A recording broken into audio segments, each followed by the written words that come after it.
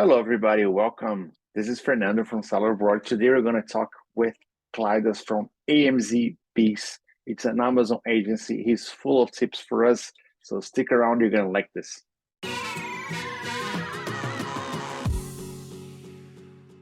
Welcome, everybody. I have Klaidas here from AMZ BEES, and I have like tons of questions for him. So I'm very curious. So let's start.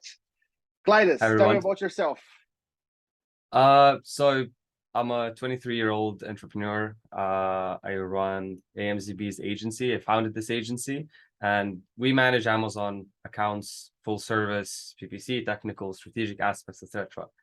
I started my Amazon journey when I was around 15. So pretty much it's been a long journey now. It's a third of my life, literally, 8 years of of working in the Amazon kind of atmosphere.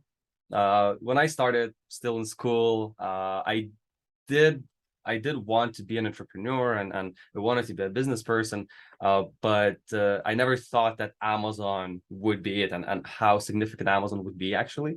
Because when I started, I actually wanted to be a conditor, kind of make sweets, bubble gum, and like pies and stuff like that, which I don't really do that anymore. But my parents, they have well, 10 years ago, they created a manufacturing company. They manufactured very specific goods in a very small niche, which they actually became the best at and the biggest at in the world at the moment. And they asked me to And help them what, with their what did they e-commerce. do? So they manufacture a specific product. I can't mention the product. I don't think I'm allowed to. But on Amazon, we started with about 400 SKUs, 400 different variants of that particular product. Wow. Yeah, so I started, 15 years old. I know some English. I'm quite good at math. I never bought anything in my life, anything from e-commerce. And, I learned about Amazon a little bit, something from YouTube, something from kind of internet overall. And I had to put their products on eBay, Etsy, on Amazon. And, they promoted me to e-commerce manager of one. So I was just doing everything myself, obviously. What And market did you start? USA, UK? US, yeah, US. So even though we are Lithuanian and we manufacture in Lithuania, and all of their business is in Lithuania, it didn't really make sense to start in Europe, just because European markets are much, much smaller. And since this is a very tiny niche, we went after the biggest market. And within 2 years, we actually became the leaders in our niche. We generated around, I think it took us about 2 years to generate the first $1 million in revenue. And back then we had like 40% profit margins, which was great.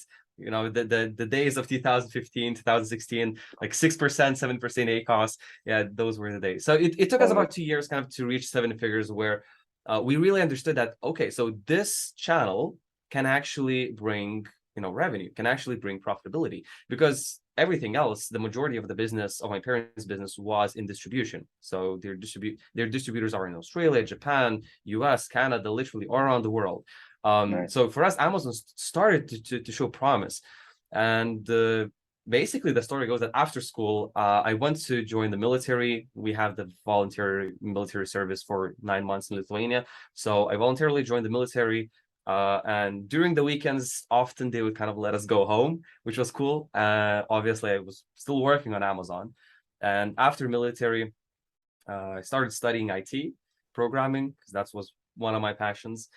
But unfortunately, I didn't finish the university, because I started my service business. I started because because the initial 3 years, I accumulated knowledge. I accumulated, the technical things that I was doing. I started understanding what exactly was I doing, and why did it work, and all the technical and small details.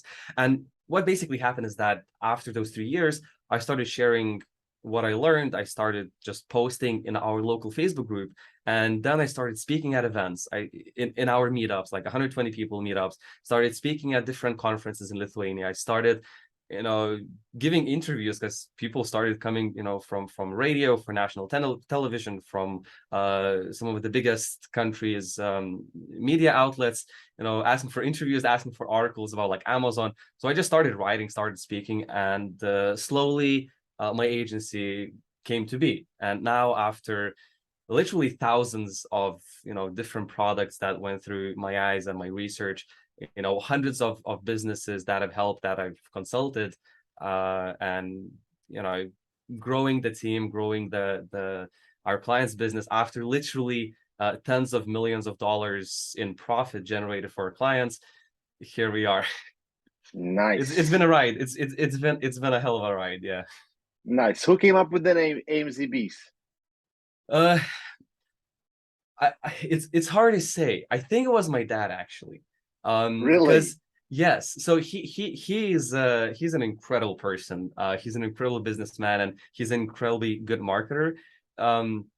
So like, we were brainstorming with him, what should be the name, or could be the name of the agency. Because first, my first brand name was Chase Consulting. I used that brand name for consulting purposes. Now I very, very rarely do consulting, simply because it's not really worth my time. I prefer to actually be doing the business, rather than teaching how to do the business, because it literally just pays more.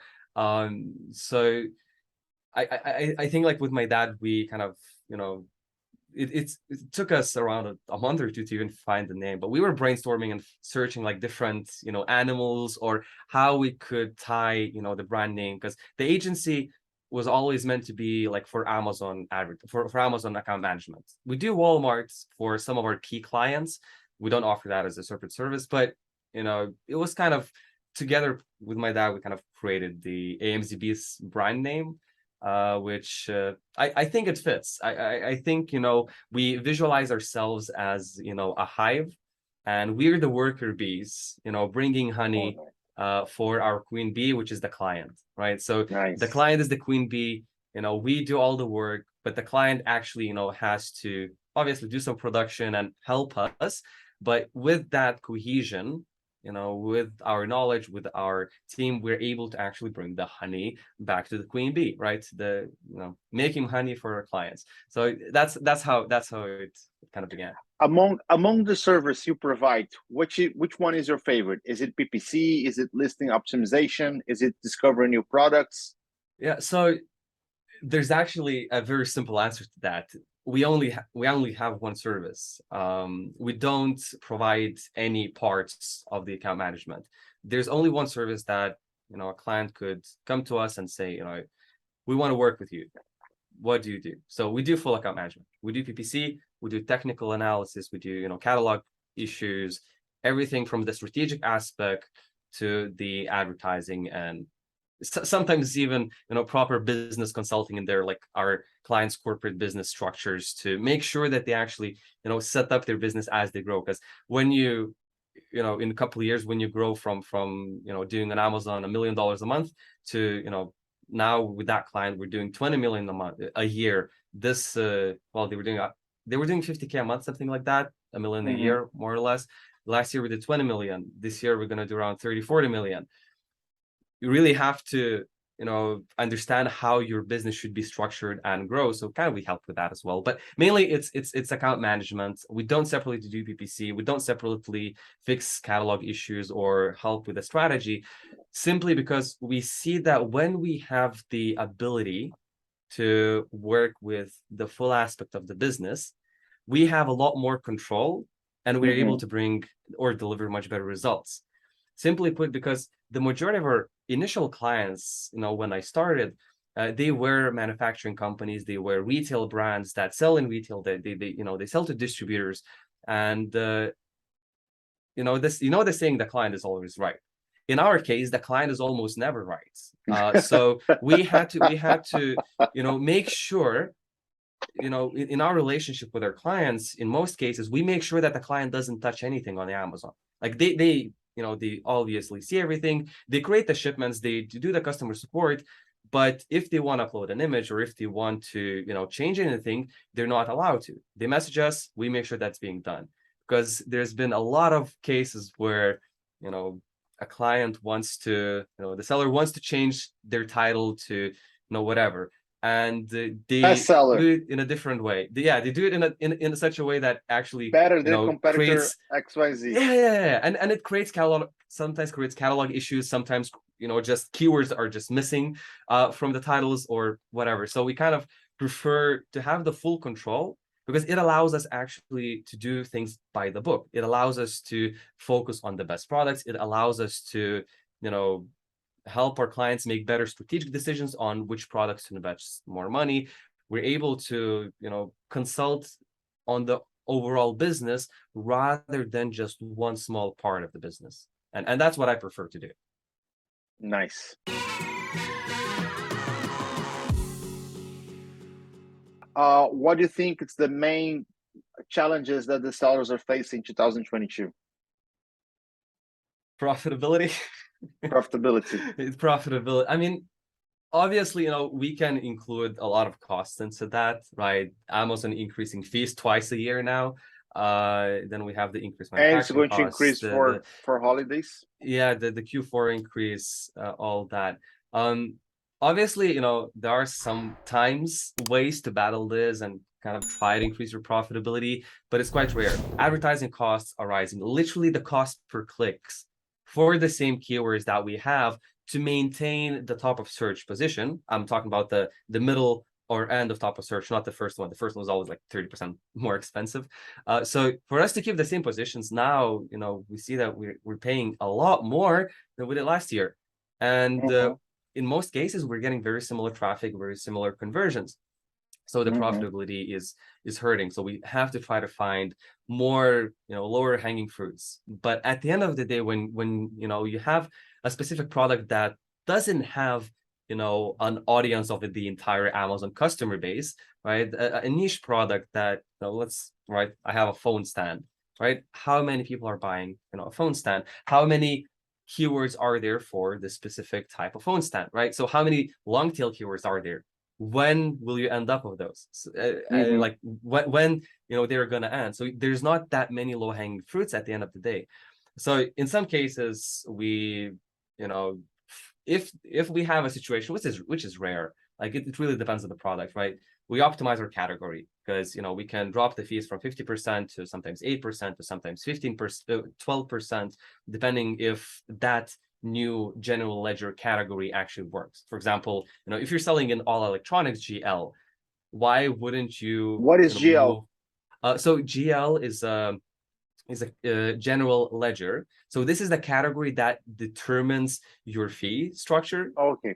So for example, you have the browse node.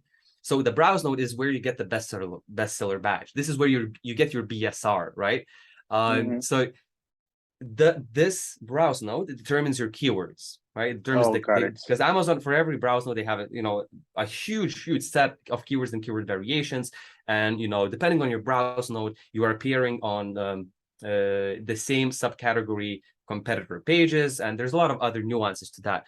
Then we have the flat files categories, right? We have the feed types.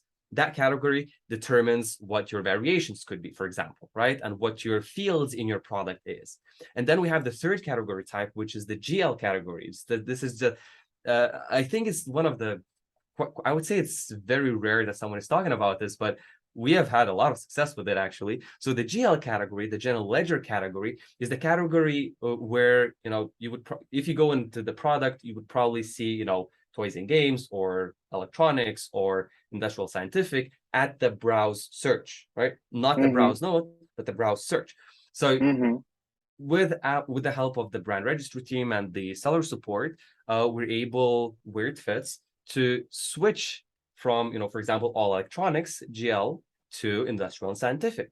And then, they do the switch and we go to Amazon and say, hey, our fees are higher than they're supposed to be for our category, right? For our GL, they lower the fees to 12%. They don't reimburse us for the back fees, but from then on, we save 3%. And we have successfully done it a few times. But the key is here is that Amazon changes it. Like, you have to show them a solid proof that yes, your product better fits in industrial and scientific rather than in all electronics. Or for example, there is a category consumer and electronics that has, I believe, it has 8%. We have done it in one case, which from 15% to 8%. That's a lot of additional margin. So there are obviously ways how you can optimize things, right? Now with the new update, have you seen the premium A plus update? Yes. Right, with the new update, we have one of our bigger clients. Last year, we paid around $600,000 to get access to a premium plus for premium. Launchpad, just for the premium A plus content, and actually paid off. Like when we ran all the numbers, when we ran all the conversion rates changes and calculations, it paid off. Like the 600K we paid, it paid off, right? Now we get that for free. Right, no, you got that for free, but you have some things that you have to qualify for. Yes, right, you need to have a brand story and A plus on all your raisings, and then every first day of the month we need qualify. 15 approved A plus contents and the brand story. 15. Nice. Yeah. So now we don't have it yet, so it seems like it's gonna be either in next week or the week after that. But basically, after this update, now we secured a SaaS score manager with that account, which we were waiting for a year actually, and now we're switching off Launchpad, saving 3% from our total revenue, and using this for free, right? So now Amazon gave us an opportunity to save 3%. So profitability is the biggest concern in a lot of areas, and since my personal kind of background and how I run my business, I want the business to be profitable. And the majority of our clients, not all of them, there are corporations, but the majority of our clients, they want their businesses to be profitable. So, after around 6 or 7 or 8 months, when we finish the kind of scaling phase, the launch phase, right, when we reach 80K, 100K in revenue, then we want to focus on profitability a lot more. And then, that's where all these kind of nuances come in, where if it's possible, you gotta, you have to try to optimize it as much as possible to keep the business cash flowing and growing. Klaidas, what do you think would be like the minimum healthy net margin on Amazon? The minimum healthy, yeah. So in my personal opinion, if it's below 10%, no, it generally it's going to be almost a venture capital business where you gotta keep pouring money into it, like constantly, until you sell it, right? But I see that the healthy margin is from 15 to 25%. Rarely now we see a margin below 30%. Well, yeah, above 30% if we have, unless we have like very unique cases. That particular one of our now not the biggest client that we have, but one of our bigger clients, that last year we did 20 something million in revenue. So with them last year we finished out with around 39%. This year is going to be around 37%. So it's still quite high. Like for those numbers, it's incredibly high, but the product is unique. It's very interesting product, and it works out well. And the profit margin overall without advertising is good. But for example, the reason why we focus on the US market the most is because when we counter in all the FBA fees, all the return rate management fees, when we counter in all the VATs, and if we use the same price for the product, dollars, euros, pounds, let's say they're the same right now. Euros and dollars are almost the same, right? Yep. So we have the same product, but the profitability before advertising, right, on the US it could be 44%, France like 29. So European markets are a lot less likely to bring us a better profitability than the US. But we still kind of go into those markets to reach some sort of kind of stability and just keep it for like we keep it for cash flow. Even though it's lower profitability, we keep it for cash flow because we're not scaling and growing those markets in a lot of cases. So we get to the certain kind of threshold where we see that it makes sense for that particular product, right? It could be like the top 10, the top 5 of the best sellers, depending on the category again. But we try to keep it, at that threshold where it begins cash flowing money for the client to boost the US, where we have better profitability, better gross margins, which overall will help our business kind of grow a lot more.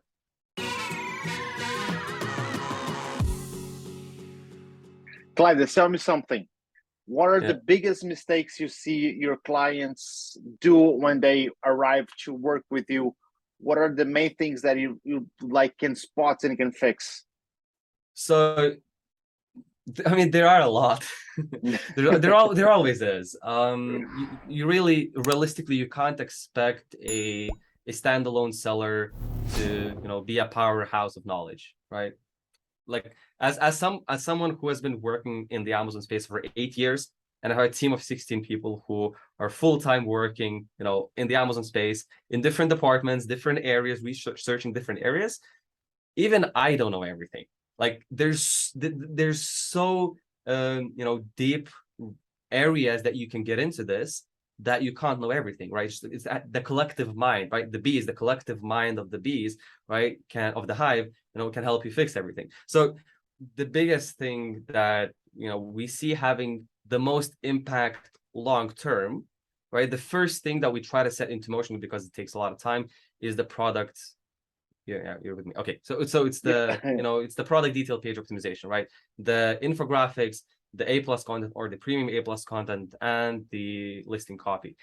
The majority of our clients, even those who reach $300,000 in revenue by themselves, they come to us and they have homemade infographics, they have homemade A+ contents, which is incredible. Like honestly, it is incredible, because to reach those revenues with a homemade, something where you're not a graphic designer, you made it yourself, it's absolutely stunning, right? So but with that brand, we have the potential to get to 6 to 8 to 100,000 to $1 million in monthly revenue, and we see that potential quite clearly. But for us to get there, one of the things we want to make sure we have is the best possible conversion. So we work with specific agencies for listing copy. We work with specific agency, one agency for all the visuals. We don't do photo shooting ourselves, because I believe everyone should be the best expert in their field. So we focus on, I agree. The partnerships that we bring in. Those are very tactical, and over the years we learned how to work with them, so together we can produce a lot better results that they can produce on their own. So we kind of give our feedback and our expertise, what exactly we want and need about those products, because we researched a lot more than about our clients' products than the agency for whom it's just a one-off project, right? They're getting paid their a few $1,000 and that's it. So a lot of the Amazon sellers that come to us that reach 30K, 50K, 100K, 300K on themselves, they usually have winning products. They usually have golden products, right? Obviously, there are some that reach these revenues with 10, 20, 30, 40 different products that are doing pretty much the same. But in 90% of the cases, there's a winning product. For that winning product, we kind of create a plan, right? Usually, right, we need to invest around 5K, right? Let's say we need to invest 5,000 euros into the content, and this is the process that we initiate as soon as possible, because it takes like 2-3 months to even get that done. But in the meantime, we start fixing their advertising, we start fixing their backend metadata issues, then their backend issues with Amazon, their categories, and all the other low-hanging fruits. But what I see the most substantial upgrade is really focusing on the conversion, because you can send as much traffic as you like. Oh yeah, you're gonna be leaking. Conversion, you're gonna be leaking. And once you get to a specific revenue, right? Once we have a product that's doing 100K a month, then we start testing lightning deals. Then we start testing 7-day deals. I prefer the product to be doing $200,000-300,000 or variation $200,000-300,000 a month to begin kind of pushing on the lightning deals, because I found that the best products that perform obviously the best on the lightning deals, where the lightning deal's purpose is to get traffic from the deals page, right? 7 days deal purpose is to increase conversion from your current traffic. So lightning deal's purpose is to attract traffic from the deals page. So for those products, for this specific deal, we see that the products with 200-300K a month in revenue, they do the best, because when we launch this deal, when it's active, our current audience starts buying faster, and those few hours, they really matter a lot. And what happens is that a lot of products for the deal start shrinking. People start adding to cart, people start buying, and it slowly gains the rankings in the deals page. And then, if you're at the top of your category for your deals, for the lightning deals, for the deals page, then you get a lot more traffic. Some cases, with the when our products have like high seasonality, or generally when they have like high sales season, we even manage to get like to the top 10 of the deals page overall. In those cases, like, you get a lot of traffic.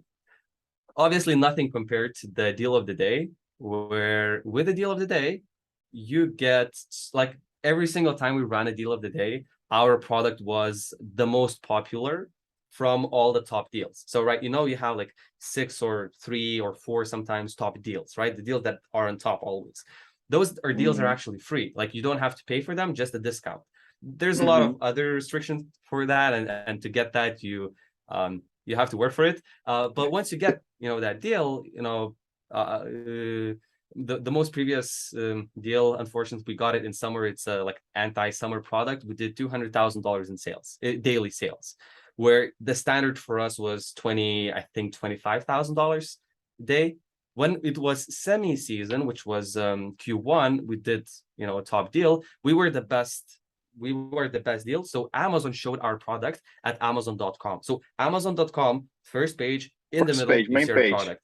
Exactly, main page, not deals page. Main page, you see the best of the deals of the day, right? So that day we did $400,000 on a product that's averaging just around 400K. Yeah, one day 400K, I think 450 on a product that's like priced at around $27, $28, something like that, right? So one day, right? When the standard was like 30-40K a day back then. So it seems like it does like 10x your daily sales for that one day, which is great, right? But at the same time, we have to do some sacrifices in some cases, stop running lightning deals, and really track our pricing, so Amazon doesn't force us to do like 50% off, only like 30 or 20.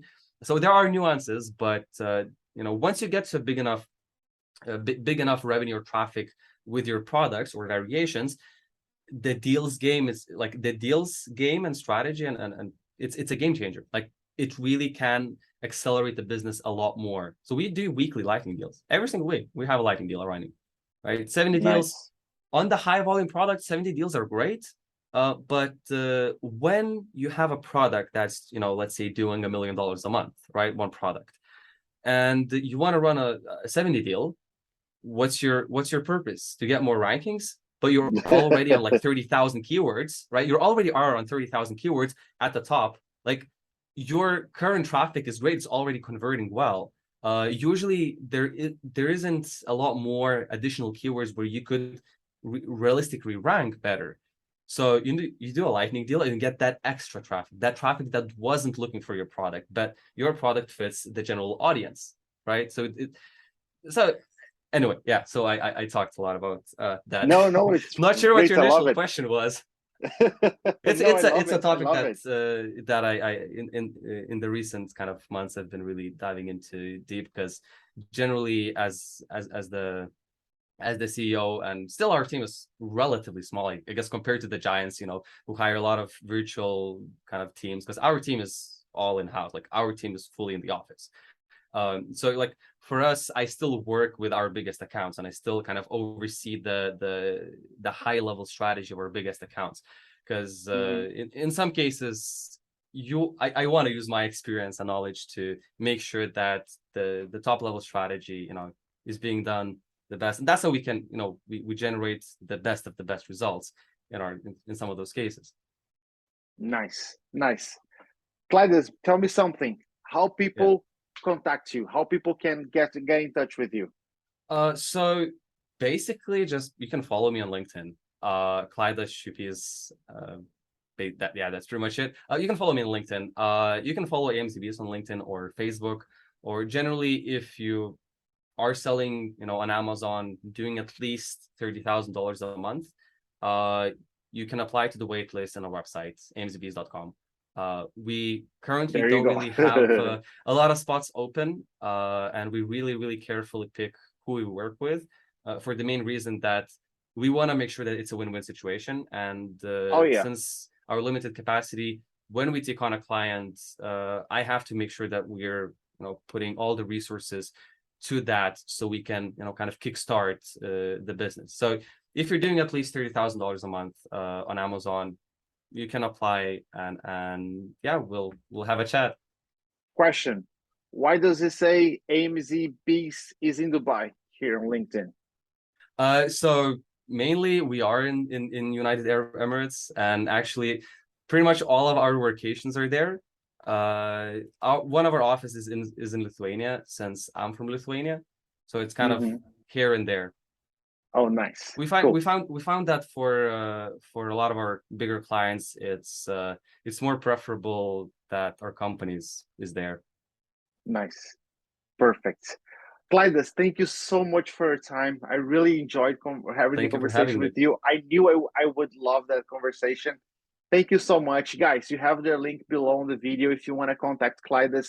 Klaidas, if you need anything, just let us know. I hope to see you soon on our podcast. Absolutely. Absolutely. All right. Have a good one. Bye-bye. Thank you. Bye-bye.